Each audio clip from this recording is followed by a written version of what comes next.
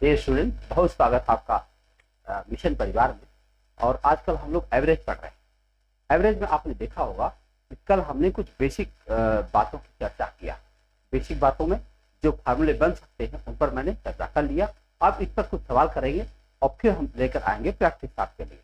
तो जो हम सवाल करने वाले हैं, तो आइए कुछ सवाल देखा जाए कि जो कुछ हम पढ़े हैं उस पर आधारित प्रश्न हम लोग कैसे कर सकते हैं। जैसे याद होगा आपको कि हमने औसत चाल से संबंधित सवाल पूछा है। औसत चाल से संबंधित एक फार्मूला भी लिखवाया है। तो चलिए देखते हैं कि औसत चाल से संबंधित फार्मूले को हम इस्तेमाल करते हुए देखेंगे और फिर बिना फार्मूले के करेंगे। देखिए कैसे सवाल हो सकता है। फिर क्रिकेट से संबंधित सवाल करेंगे। फिर ऐसे करके जितने तरह की चर्चा हम लोग किए थे उन सब पर हम लोग सवाल करके देखना चाहें। आइए शुरू करते हैं। तो पहला क्वेश्चन मैं लेता हूं, एकदम छोटा सा प्रश्न है। एक लड़का 20 किलोमीटर प्रति घंटा की चाल से स्कूल जाता है तथा 30 किलोमीटर प्रति घंटा की चाल से वापस आता है।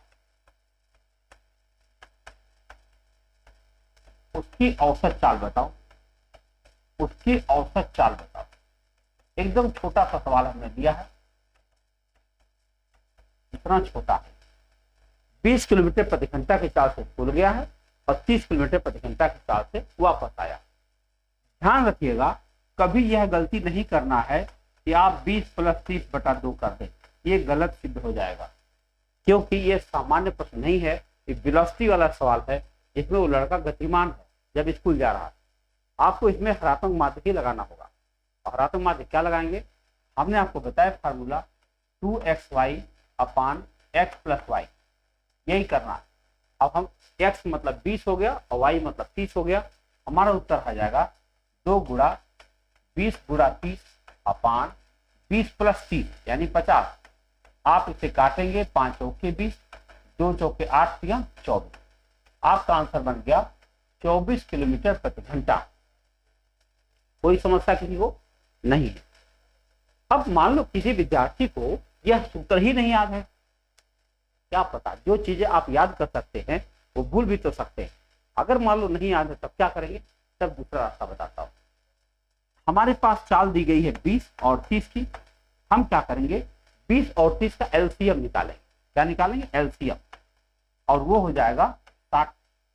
और मैं मान लूंगा कि यहां से घर से स्कूल तक की दूरी 60 किलोमीटर है और लौटेगा भी 60 किलोमीटर। बोलो, 60 किलोमीटर जाएगा भी और 60 किलोमीटर आएगा भी। जब 60 जाएगा और 60 आएगा, कुल दूरी कितना चलेगा? 120 किलोमीटर।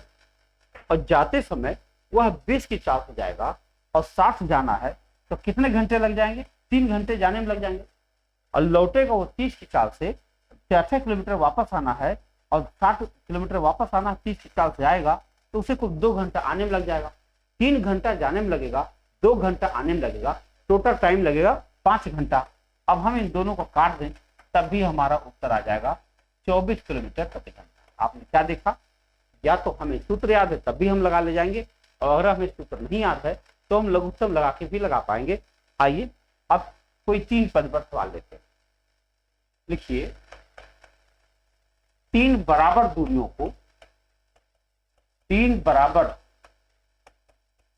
दूरियों को क्रमशः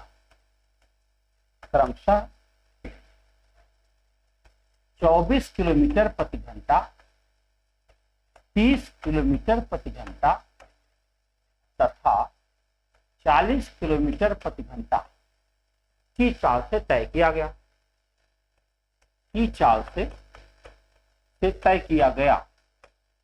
तय किया गया औसत चाल बताओ।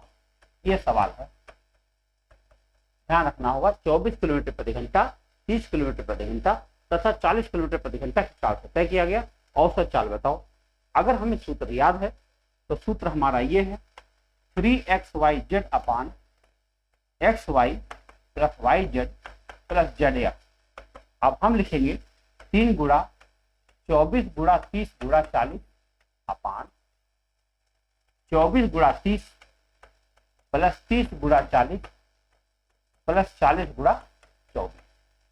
आओ हल करें, ये बन जाएगा 3 गुणा 24 गुणा 30 गुणा 40 बटा, अब इसको जोड़िए 24 या 72 720 चाहते हैं 1200, ये हुआ 24 चौका 96 960।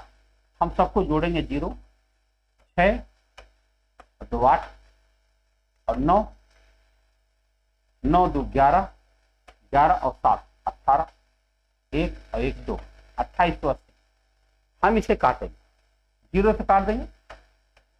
अब 24 से काटा हूं, 24 1 24 24 दूना 48 और 3 चौके 12 और 4 4 कट गया। आपका उत्तर आया 30 किलोमीटर प्रति घंटा। औसत आ गया, क्या आ गया 30 किलोमीटर प्रति घंटा। अब इसी प्रश्न को हम क्या करेंगे 24 30 40 का लघुत्तम ले लेंगे। और देखा जाए इसी सवाल को अगर हम लघुत्तम वाले मेथड से करें तब क्या हो सकता है। देखो क्या था 24, ये कलर नहीं, ये लिखा 24 30 और 72, ये भी नहीं दिख रहा, कोई बात नहीं, इसको हटा देते, पीला ही ठीक रहेगा। और देखा जाए तो 24 30 और 72 का हमें 72 नहीं है 40, 24 30 40 का हमें लघुत्तम लेना। कितना आ जाएगा भैया 120। चलो 120, तो मैं मान लेता हूं पहली दूरी 120, दूसरी दूरी भी 120 और तीसरी दूरी भी 120, यह भी 120, यह भी 120, यह भी 120, यानी 12 या 36, टोटल दूरी 360 किलोमीटर है। अब अगर इससे चलोगे 24 चाल से यहाँ 5 घंटा लगेगा, और 30 के चाल चलोगे तो 4 घंटा लगेगा, और 40 चाल चलोगे 3 घंटा लगेगा। 5 4 9 3 12, कुल 12 घंटे लगे जाने में। तो 12 3 36, आपकी रफ्तार आ गई 30 किलोमीटर प्रति घंटा। तो आपने देखा कि सूत्र याद तभी हुआ और सूत्र नहीं याद तभी हुआ।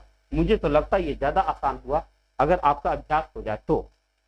आगे देखिए, इसमें एक और सवाल ले लेते हैं जो 4 दूरियों के लिए काम करेगा, उसके बाद सब पैटर्न बदलता हूं। एक वायुयान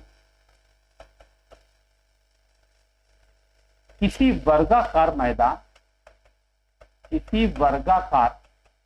मैदान की चारों भुजाओं को क्रमशः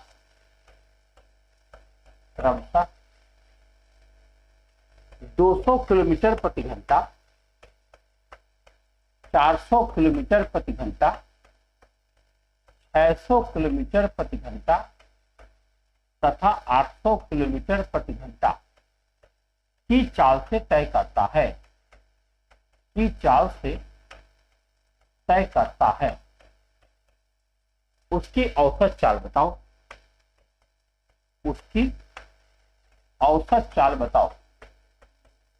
अब जरा बताओ, हम लोग अगर फार्मूला इस्तेमाल करेंगे तो 4ABCD अपान ABC plus BCD plus CDA plus DAB बहुत ज्यादा हो जाएगा। इतना ज्यादा जीरो आ जाएगा तो दिमाग हो जाएगा खराब। तब क्या किया जा सकता है, वो सूत्र का इस्तेमाल करें, बल्कि फार्मूला नहीं बल्कि लघुत्तम का इस्तेमाल करें। लघुत्तम का इस्तेमाल करेंगे, 4 दूरियां हैं तो इनकी चाल देख लो जरा, 200 400 600 800, सबका लघुत्तम निकालो, 2400 आ जाएगा। अब मान लो एक वर्गाकार मैदान है जिसकी सभी भुजाओं को हम 2400 किलोमीटर समझ ले रहे हैं। अगर हमने 2400 किलोमीटर समझ लिया तो कुल मिला के हमें जाना होगा 9600 किलोमीटर। अब इस 24 को अगर हम 200 के चाल से गए तो 12 घंटा लगेगा, इस 24 को 400 के चाल से गए तो 6 घंटा लगेगा, इसको 600 के चाल से गए तो कई घंटा लगेगा, 4 घंटा लगेगा, और इसको 800 की चाल से गए तो 3 घंटा लगेगा। टोटल टाइम देखा जाए तो 12 6 18 4 22 25 घंटा लगा, और 25 घंटे में गए 9600 किलोमीटर। इसको काटिए, आपका उत्तर हो गया 384 किलोमीटर प्रति घंटा। तो आपने देखा कि लघुत्तम मेथड आपके लिए ज्यादा बेहतरीन है, बहुत सही है। अब चलिए अगले टाइप के सवाल पर चर्चा करते हैं। अगला टाइप है सामान्य प्रकार के सवाल से शुरू करता हूं। जैसे मान लो एक कक्षा में 30 बच्चों की औसत भार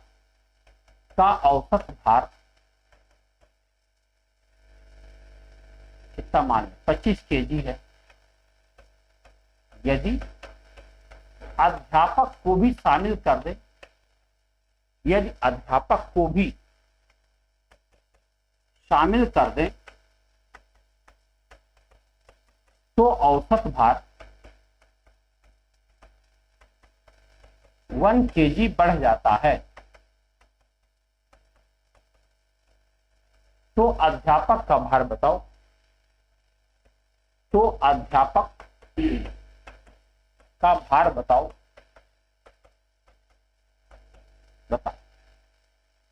एक बहुत सामान्य प्रकार का सवाल है। जैसे ही औसत चैप्टर में आप प्रवेश करोगे तैसे इस तरह के सवाल आपको मिल जाएंगे कि पता चला 30 बच्चे हैं, उनका औसत भार 25 केजी है, अध्यापक शामिल हो गए और तब उनका औसत भार 1 किलोग्राम बढ़ गया। अध्यापक का भार बताओ। इसको करने के लिए जो आपके पास बेसिक तरीका है वो क्या है, पहले वो बताता हूं। देखो 30 बच्चे हैं, औसत भार 25 है, 25 या 75 बच्चे कुल मिलाकर 750 केजी के हैं। अब अध्यापक जब आया 31 लोग हुए और औसत भार भी 1 बढ़कर 26 हो गया। अब इसको गुणा कर दिया जाए तो 6 1 6 और 6 3 18 और 2 20 8 2 और 3 दूनी 6 2 8। और जब अध्यापक भी आ गए तब उनका भार 806 हो गया। अब अगर हम 806 में से 750 घटाएंगे आएगा क्या, 56 केजी। ये पता चल गया कि जो अध्यापक हमारा है वो 56 केजी का है। लेकिन भाई बहुत मेहनत करना पड़ा, गुणा करना पड़ गया। इतना गुणा करना जो है एग्जाम टाइम में अच्छी बात है नहीं। तो क्या करना चाहिए, इसे कुछ और सोचना चाहिए। सोचो एक बात ध्यान से सुनो कि हमने बात किया था, स्टेटमेंट जब लिख पाया था कल, ये बताया था पिछले वीडियो में कि अगर औसत क्या कहते हैं, जब कोई व्यक्ति आए और वो औसत के बराबर मूल्य लेकर आए तो उसके आने से और जाने से कोई फर्क पड़ेगा नहीं। मैं कह रहा हूं 30 बच्चे थे, उनका औसत भार 25 केजी चल रहा था। कल्पना कीजिए जो अध्यापक आया उसका भी भार 25 किलोग्राम रहा होता। अगर जो अध्यापक आया वह भी 25 किलोग्राम रहा होता तो औसत तो कोई प्रभाव ही नहीं पड़ता। लेकिन प्रभाव तो पड़ा है, औसत बढ़ा है 1। अगर औसत 1 बढ़ा है इसका मतलब जब प्रत्येक व्यक्ति में 1 जोड़ा जाएगा तभी औसत 1 बढ़ेगा। तो अगर इस प्रकार से आप सोचें तो जो अध्यापक आया है वो 25 केजी तो था ही था, प्लस 31 बार 30 वो बच्चे 1 वो खुद 31 बार वो 1-1 किलोग्राम और था, यानी कुल 31 किलोग्राम और था। इसका मतलब कुल 56 केजी का था। तो आप देख रहे हैं कि बिना किसी कैलकुलेशन के वही उत्तर हमारे पास पहुंच रहा। तो अगर इस पर आपकी पकड़ बन जाए तो बहुत आनंददायक होगा। और एक और सवाल देखते हैं, एकदम ऐसे ही रहेगा, उसको समझने की कोशिश करते हैं। मैंने मान लिया 11 व्यक्तियों का औसत भार 11 व्यक्तियों का औसत भार 56 केजी है। एक नया व्यक्ति शामिल हुआ, एक नया व्यक्ति शामिल हुआ जिससे औसत भार 1.5 केजी बढ़ गया। 1.5 केजी बढ़ गया। अब नए व्यक्ति का भार बताना, नए व्यक्ति का भार बताओ, यही पूछा। तो नए व्यक्ति का भार बताओ। अगर मैं गुणा वाला करूंगा तो आपको तो पता ही गुणा क्या करना है। देखो 11 गुणे 56 कर दो कुछ आएगा, और फिर 12 गुणा 57.5 कर दो, तब कुछ उत्तर आएगा। बस बता दो, आपका उत्तर बन जाएगा। लेकिन मैं इसे करने नहीं वाला, मैं इसे नहीं करूंगा, इतना गुणा नहीं करना चाहता। ये सामान्य प्रश्न है, सामान्य तरह से ही हल होना चाहिए। देखो कैसे, जो नया व्यक्ति आया अगर वो 56 का होता तो कोई फर्क ही नहीं पड़ता, तो मतलब वो आया तो 56 तो था ही था, प्लस अब की बार जो नया वाला आया उसकी वजह से भार 1.5 किलो बढ़ा है, इसका मतलब वो आया तो अगर वो 56 होता तो फर्क ही नहीं पड़ता, लेकिन वो 56 तो था ही था, प्लस 12 बार 1.5 किलोग्राम और था। 12 बार क्यों, 11 वो लोग एक को खुद, 12 बार 1.5 किलोग्राम और था, 12 डेढ़ 18 किलोग्राम और था।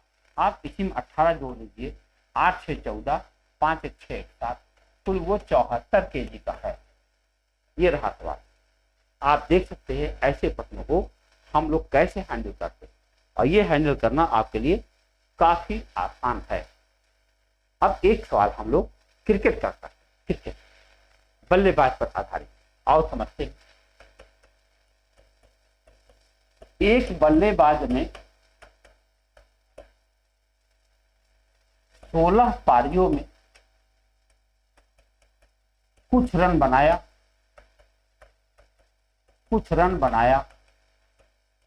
17वीं पारी में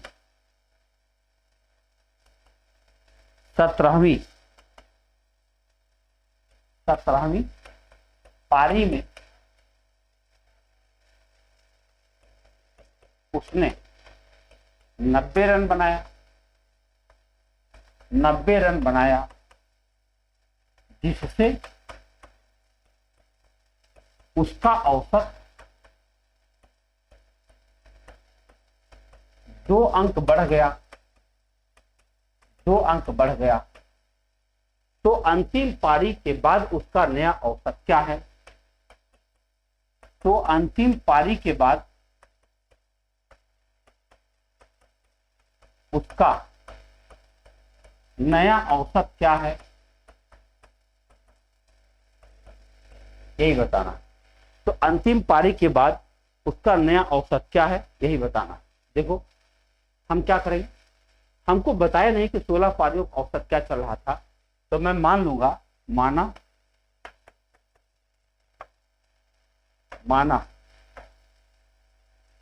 16 पारियों का औसत यक्स था। पहले मान के लगा रहा हूं, फिर मौखिक लगाओ। तो इसका मतलब 16 यक्स रन पहले बना चुका है, और अभी अभी 90 रन और बनाया है। उस खिलाड़ी ने अपने जीवन काल में टोटल यही रन बनाया, 16 पारियों में 16 यक्स रन और 90 रन अभी बनाया। तो बनाए गए कुल रनों की संख्या आपके सामने, अपान खेली गई पारियां कुल अब हो चुकी हैं 17, और नया औसत क्या हो गया, जो पहले का औसत था उससे 2 अंक बढ़ गया है, यानी अब औसत हो गया है x+2। बस यही हल करना। आओ हल किया जाए। तो 16x + 90 बराबर 17x + 17 दूनी 34। अगर हम 16x इधर ले जाए तो x बचेगा और 34 इधर घटेगा। 10 में से 4 घटाओ 6 और 8 में से 3 घटाओ 5। उसका जो है यश का जो मान आया है वो 56 आया। आगे 56। अब इस 56 के बाद ये तो पुराना औसत है, हमको तो नया औसत बताना x+2। तो हम क्या करेंगे, 56 + 2 बराबर 58 हमारा उत्तर आ जाएगा। ये रहा, ये तो हो गया। अगर हम फार्मूला जो हम तरीका बताए हैं उस तरीके से अगर इस सवाल को लगाते हैं तब ये उत्तर बनेगा। लेकिन मैं कहाँ ये सब करने वाला, मैं तो चाहता हूं ऐसे सवाल बिना कुछ लगाए हो जाए। तो क्या करें, आओ समझा जाए। 16 पारियों में उसने कुछ रन बनाया था, नहीं मालूम कितना बनाया था, यक्स का औसत मान लो। अगर 17वीं में भी यक्स ही बनाता तो उसकी सेहत पर क्या फर्क पड़ता, लेकिन फर्क तो पड़ा, औसत 2-2 रन बढ़ गया। यानी 17वीं पारी में उसने यक्स रन तो बनाया ही बनाया, प्लस 17 दूनी 34 रन और बनाया। हमारे हिसाब से उसने इतना रन बनाया, और वो कह रहा 17वीं पारी में उसने 90 रन बनाया। अब बताओ यक्स का मान तुरंत 56 आ गया यहीं पर। अब इसी में 2 मिला दो, आपका उत्तर 58 बन जाए। इससे क्या फायदा मिल गया कि हमें अब ये सब लिखना ही नहीं पड़ा कि 16 पारियों में क्या था, यक्स क्या था, ये था क्या था, कुछ नहीं करना पड़ा, तुरंत हमारा उत्तर बन गया। तो इस तरह के सवालों पर थोड़ा सा अभ्यास अपना बढ़ाइए, तो आपको बिना लगाए उत्तर मिलना शुरू हो जाएगा। मैं एक और सवाल लेता हूं। एक बल्लेबाज ने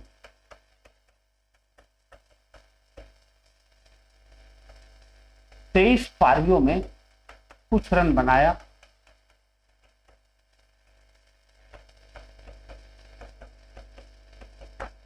चौबीसवीं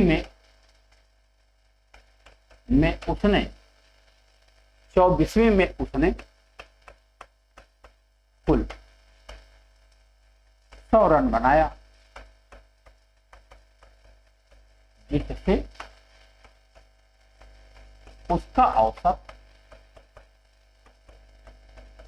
3 अंक बढ़ गया।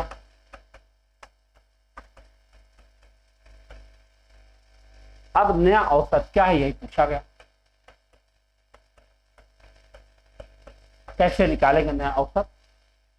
23 पारियों में कुछ रन बनाया, अगर हम x मान कर लगाएंगे तो हम औसत x मान लेंगे तो फार्मूला ऐसे बन जाएगा, यानी इक्वेशन बनेगा 23x और प्लस 100 बटा 24 बराबर x प्लस 3। अगर इसी को आप काट लेंगे तो x की वैल्यू आ जाएगी, फिर उसमें 3 मिला लीजिएगा।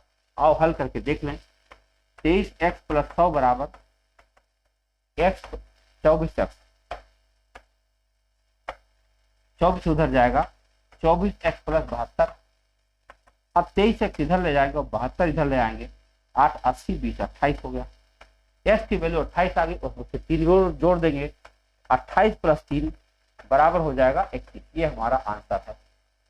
अब अगर यही चीज को हम बिना ये सब किए लगाना चाहें तो हमारा उत्तर बनेगा, मान लो 23 पारी तक औसत x था, अगर 24वें में भी वो x ही बनाता तो कोई फर्क ही नहीं पड़ता, लेकिन 24वें में वो x तो बनाया ही बनाया, प्लस 24 बार 3 रन और भी बनाए, 24 या 72 रन उसने और बना दिया। 72 रन, देखो 72 रन, लेकिन वो तो कहता है कि हमने 100 बना दिया। तो बताओ x की वैल्यू 28 तुरंत आ गई कि नहीं? अब अगर 28 आ गई तो अब इसी में 3 जोड़ देंगे, हमारा उत्तर बन जाएगा 31। मेरे ख्याल से सवालों को आप समझ रहे होंगे, आनंदित हो रहे होंगे। बहुत आनंददायक सवाल होते हैं।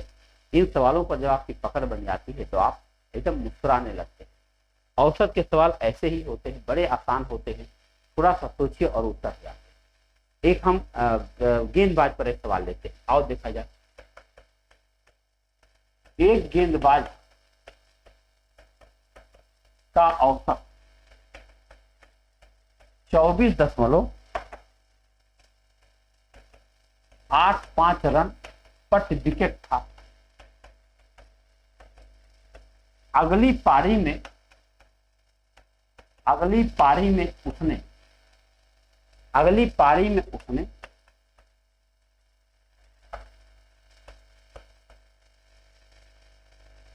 52 रन देकर 5 विकेट लिया, जिससे उसका औसत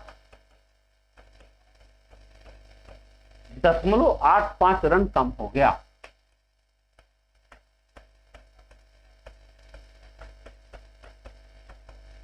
तो अंतिम पारी तक उसने कितना विकेट लिया था? अंतिम पारी तक उसने कितना विकेट लिया था? उसने कितना विकेट लिया था? देख, समझा जाए। पहले हम सूत्र से लगा रहे, पहले क्या लगाना ही है। 24, अब मान लिया, माना अंतिम पारी से पहले उसने x रन लिया था, x विकेट।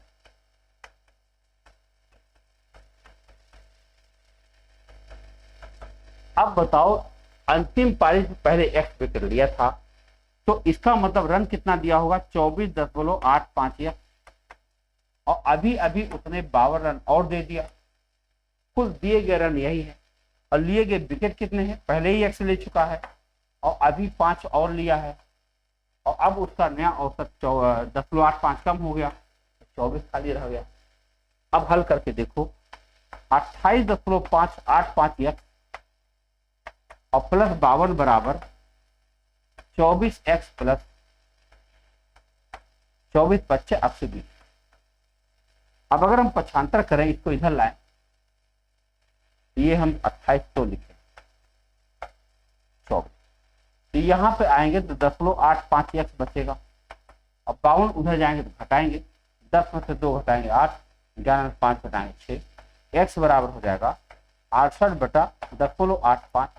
अगर हम 0 बढ़ा दे 10 हो जाएगा 17 × 5 = 85, 17 × 4 = 68, 5 × 8 = 40, 80।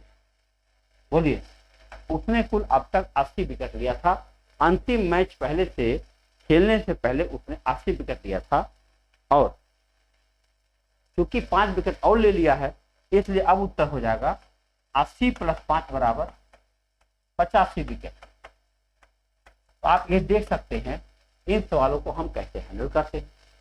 अब जब हम मिलेंगे आपको तो एक प्रॉपर शीट लेकर मिलेंगे, और शीट में तमाम सवाल बने रहेंगे और लगाया जाएगा मस्ती के साथ। तब तक आप उन सवालों को दोहरा लो जो हमने आपको लिखवा रखा। अगर आप उन चीज़ों को दोहरा लेते हैं तो आपको शीट हल करने में कोई समस्या नहीं आएगी। मिलते हैं अगले वीडियो में। बहुत बहुत धन्यवाद।